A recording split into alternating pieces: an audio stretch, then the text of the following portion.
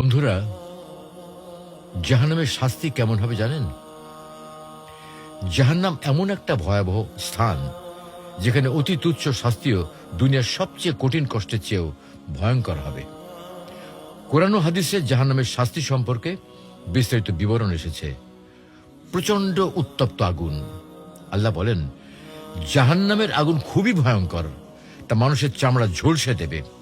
রাসূল সাল্লাল্লাহু আলাইহি ওয়াসাল্লাম বলেছেন, তোমাদের আগুন, দুনিয়ার আগুন জাহান্নামের আগুনের ৭০ ভাগের ১ ভাগ মাত্র।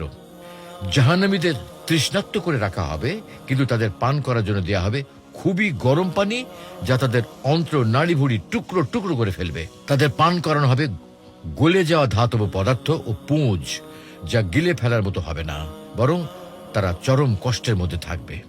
জাহান্নামীদের ক্ষুধার্ত রাখা হবে, কিন্তু তাদের খাবার দেয়া হবে জাক্কুম গাছের ফল, যা এতই বিষাক্ত হবে যা পেটে পৌঁছানোর সঙ্গে সঙ্গে শরীরের সমস্ত অঙ্গ প্রত্যঙ্গ ছিন্ন ভিন্ন হয়ে যাবে। জাহান্নামীদের পোশাক হবে গলিত তামা ও আগুনের তৈরি। তাদের হাত পা লোহার শিকলে বেঁধে ফেলা হবে এবং আগুনের মধ্যে টেনে নিয়ে যাওয়া হবে।